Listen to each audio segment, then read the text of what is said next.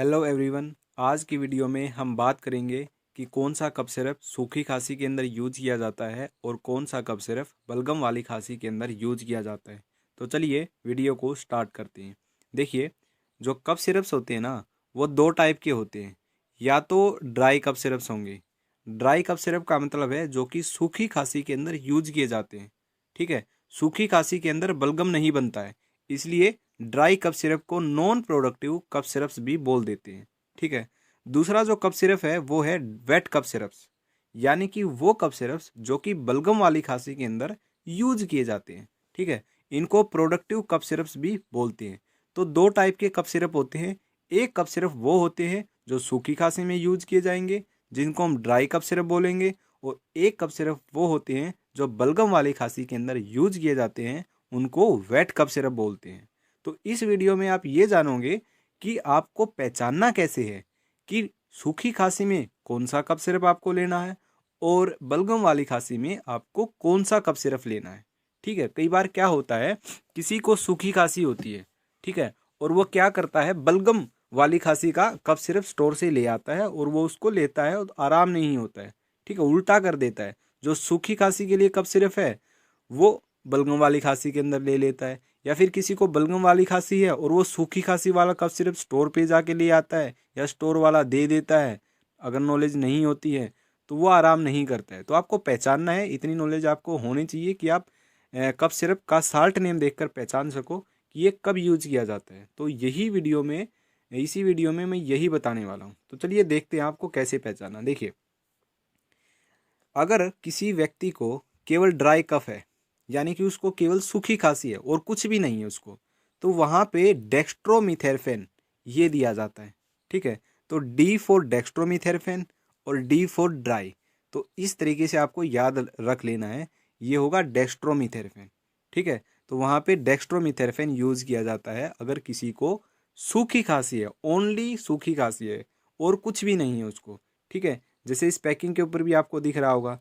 ठीक है, ये रहा डेक्स्ट्रोमिथेरफेन साल्ट नेम है और देखिए यहाँ पे यूज भी लिख दिया, ये केवल ड्राई कफ में यूज किया जाता है। ठीक है, ये जो ड्राई कफ यहाँ पे लिखा है ये नहीं लिखा मिलता है मोस्टली, तो इसलिए आपको साल्ट नेम देखना है। साल्ट नेम यहाँ डेक्स्ट्रोमिथेरफेन, तो ये यूज किया जाएगा केवल ड्राई कफ के अंदर। ओके, तो एक तो हो गया हमारा डेक्स्ट्रोमिथेरफेन जो सूखी खांसी के अंदर यूज किया जाता है। नेक्स्ट हमारा जो साल्ट है वो है, अगर किसी को सूखी खांसी है और साथ में रनिंग नोज भी है, यानी कि किसी को सूखी खांसी और साथ में उसकी नाक भी बह रही है, तो तब क्या यूज करना है? तब ऐसा कफ सिरप यूज करना है जिसके अंदर डेक्स्ट्रोमिथेरफेन हो और क्लोरफिनेरमाइन हो, या फिर क्लोरफिनेरमाइन की जगह डाइफिनहाइड्रामाइन हो। ठीक है, तो डेक्स्ट्रोमिथेरफेन के साथ या तो क्लोरफिनेरमाइन हो या फिर डाइफिनहाइड्रामाइन हो, दोनों में से एक होना चाहिए। ठीक है, तो वो कफ सिरप ड्राई कफ को ठीक करेगा और रनिंग नोज को भी ठीक कर देगा। ठीक है, तो जो डेक्स्ट्रोमिथेरफेन साल्ट है वो तो सूखी खांसी को ठीक कर देगा, और जो क्लोरफिनेरमाइन या फिर डाइफिनहाइड्रामाइन, दोनों में से एक साल्ट जो भी होगा वो रनिंग नोज को ठीक कर देगा।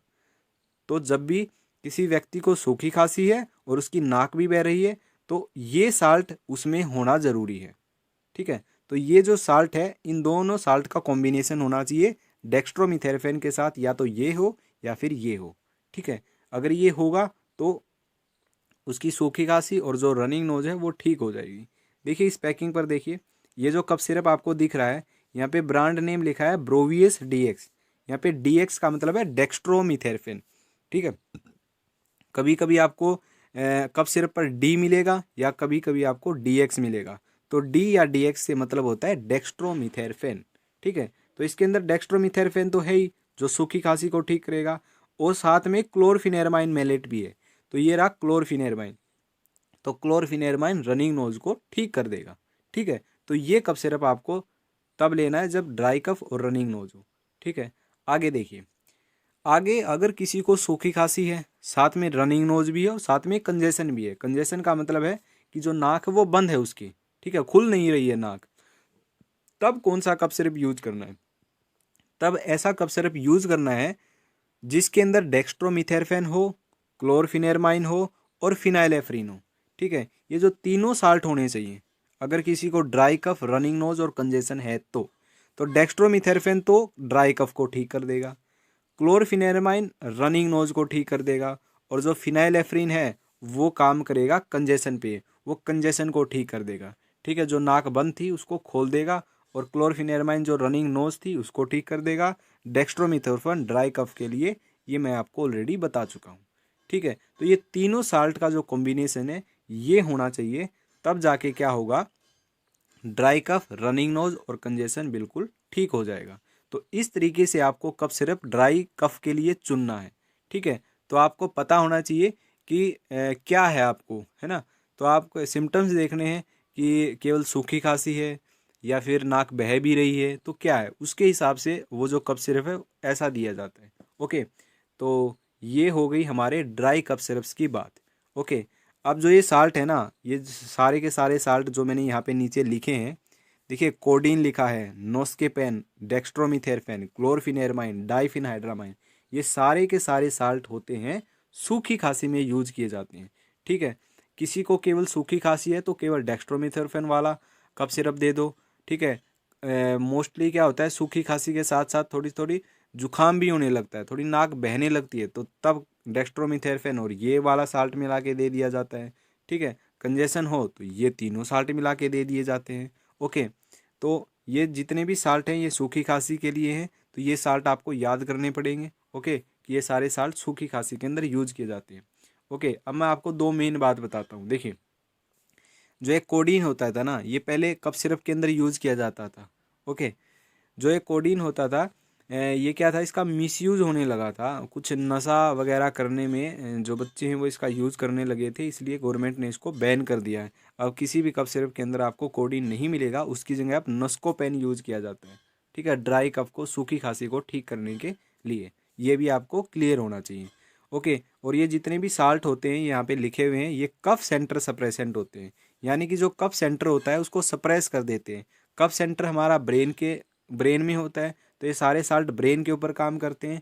तो ये ड्राई कफ के लिए जो भी कफ सिरप यूज़ किया जाता है वो ब्रेन के ऊपर काम करता है, और इसका एक साइड इफ़ेक्ट होता है कि इनको लेने के बाद, ड्राई कफ सिरप्स को लेने के बाद नींद आती है।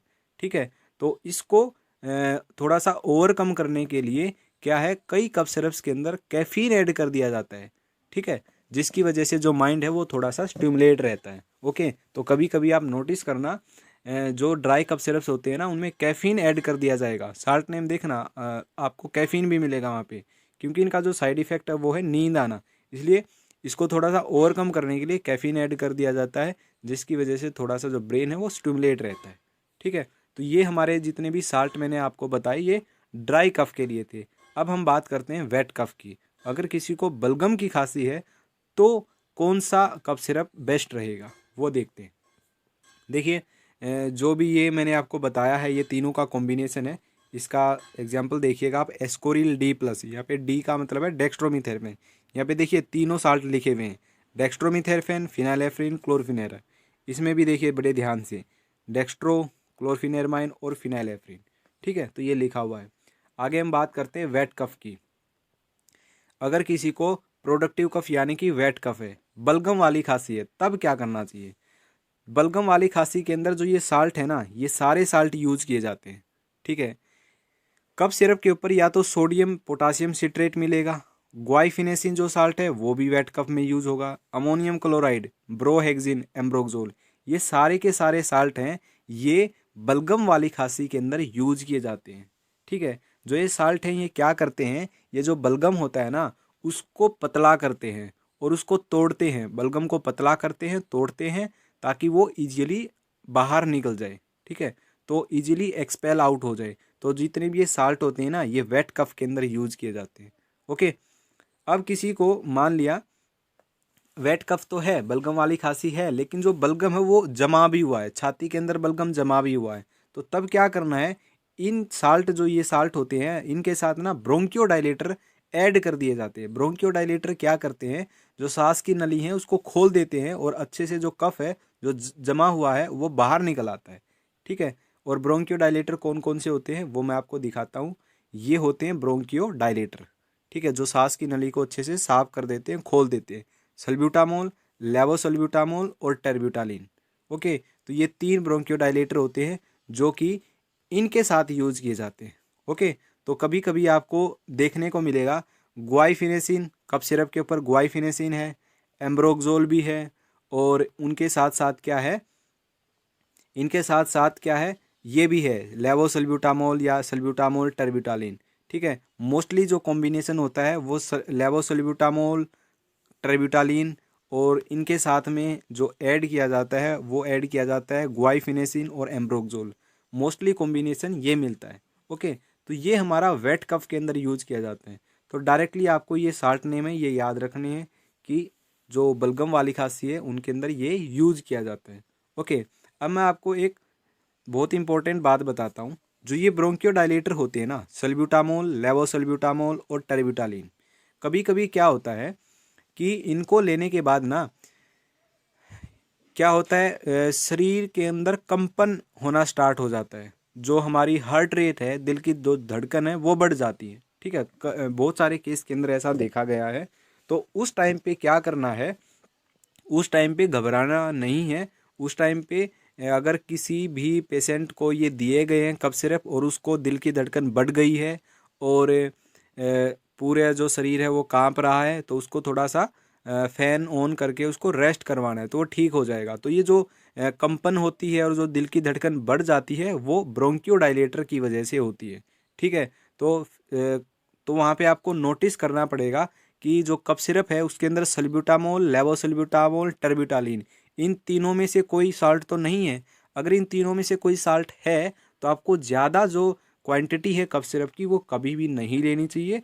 ऑलवेज डॉक्टर से पूछ कर ही लेनी चाहिए। ठीक है, डॉक्टर जितनी बताए उतनी क्वांटिटी लेनी चाहिए। अगर आप अपने हिसाब से लोगे तो आपकी जो हार्ट रेट है वो इंक्रीज़ होंगी, क्योंकि ये जो डायरेक्ट जो ब्रोंकियोडायलेटर है ये हार्ट पे काम करते हैं, जिसकी वजह से दिल की धड़कन भी बढ़ जाती है और ट्रेमर भी होना स्टार्ट हो जाता है। ठीक है, जो कपकपाहट भी होनी स्टार्ट हो जाती है। ओके, तो ऐसा होता है, ये इसके साइड इफ़ेक्ट होते हैं। जो ब्रोंकियोडायलेटर है तो इसके साइड इफ़ेक्ट है palpitation, restlessness, nervousness, throat irritation, muscle tremor. ठीक है, तो आपको क्या करना है, जैसे अगर मान लो आपने 10 ml लिया है कफ सिरप जिसके अंदर ये ब्रोंकियोडायलेटर हैं, और आपको लेने के बाद ऐसा लगा कि दिल की धड़कन बढ़ गई है, पसीना आ रहा है, या फिर जो शरीर है वो काँप रहा है, तो इसकी क्वांटिटी कम कर देनी है। अगर 10 ml ले रहे हो तो 5 ml क्वांटिटी कर देनी है। तो इसके ये साइड इफ़ेक्ट होते हैं जो मोस्टली देखने को मिले हैं। ठीक है, इसलिए घबराने की ज़रूरत नहीं है, क्वांटिटी कम कर देनी है, और ये ऑलवेज डॉक्टर को पूछ कर ही लेनी है। ठीक है, तो ये हमारे थे वेट कफ सिरप्स के अंदर जो साल्ट है वो यूज़ किए जाते हैं। ब्रोंकियोडायलेटर है, सांस की नली को अच्छे से खोल देंगे, और जो ये सोडियम, पोटासियम, ग्वाइफिनेसिन, ब्रोक्सिन, अम्ब्रोक्सोल, ये है, ये जो बलगम होता है उसको पतला करके तोड़ के बाहर निकाल देंगे अच्छे से। तो ये हमारा वेट कफ यानी कि बलगम वाली खांसी के अंदर यूज किए जाते हैं। तो ये था आज का हमारा जो टॉपिक था वो कफ सिरप्स के ऊपर था। तो यहाँ पे मैंने आपको बता दिया ड्राई कफ में कौन से कफ सिरप यूज किए जाएंगे, और वेट कफ में बलगम वाली खांसी में कौन से कफ सिरप यूज किए जाएंगे। अब मैं आपको कुछ एग्जाम्पल बताता हूँ, कुछ ब्रांड नेम बताता हूँ। ठीक है, और उनमें मैं आपको बताता हूँ कि कौन सा साल्ट मिक्स होता है, किस किस का कॉम्बिनेशन होता है। ठीक है, तो देखिए, एस्थेलिन एक्सपेक्टोरेंट के नाम से कफ सिरप है। इसके अंदर सल्ब्यूटामोल और ग्वाइफिनेसिन होता है। एस्कोरिल सी, जो ये ब्रांड नेम है, ये ऊपर जो लिखे हुए ना ये ब्रांड नेम है एस्कोरिल सी। इस कफ सिरप के अंदर कोडिन और क्लोरफिनेरमाइन है। हालांकि क्या है, कोडिन बैन कर दिया गया है। ठीक है, तो ये बैन कर रखा है, ये केवल एग्जाम्पल के लिए यहाँ पे मैंने लिखा हुआ है। एक्जेलिन, इसके अंदर एम्ब्रोक्सोल, ग्वाइफिनेसिन, सल्ब्यूटामोल, मेंथोल, ये इन सब का कॉम्बिनेशन होता है। एक और बात मैं आपको बता देता हूँ, अगर पता ही नहीं है पेशेंट को सूखी खांसी है या फिर उसको बलगम वाली खांसी है, तो जो सूखी खांसी में यूज होते थे साल्ट और जो बलगम की खांसी में यूज होते थे, तो दोनों का जो कॉम्बिनेशन है वो भी आपको कई कफ सिरप्स के अंदर मिलेगा। ठीक है, तो वहाँ पे दोनों का कॉम्बिनेशन है वो यूज कर दिया जाता है। ओके, तो जैसे ब्रोंकोसोल्विन में ग्वाइफिनेसिन, टर्बिटालिन और ब्रोहेक्सिन है। ठीक है, कैडिसोफ में इनके अंदर क्या है, डेक्स्ट्रोमिथेरफेन है, क्लोरफिनेरमाइन है, ग्वाइफिनेसिन है, और अमोनियम क्लोराइड होता है। ठीक है, जैसे कि देखिए यहाँ पे यूज किया गया है डेक्स्ट्रोमिथेरफेन और क्लोरफिनेरमाइन। ये जो दोनों साल्ट है ये सूखी खांसी के हैं, लेकिन जो अमोनियम क्लोराइड और ग्वाइफिनेसिन है, ये जो दोनों साल्ट हैं ये बलगम वाली खांसी के लिए है। अगर पेशेंट का पता ही नहीं है कि उसको सूखी खांसी है, बलगम वाली खांसी है, कैसी है, तो इन दोनों का कॉम्बिनेशन करके दे दिया जाता है। ठीक है, तो ऐसे कुछ मैंने आपको एग्जाम्पल बताए हैं। बहुत सारे एग्जाम्पल मैं डिस्क्रिप्शन के अंदर डाल दूंगा, तो डिस्क्रिप्शन भी आप चेक कर लेना। वैसे जैसे ये एग्जाम्पल है, एज लाइक दैट, ऐसे ही एग्जाम्पल बहुत सारे आपको मिल जाएंगे। तो आज की वीडियो में बस इतना ही, मिलते हैं नेक्स्ट वीडियो के अंदर।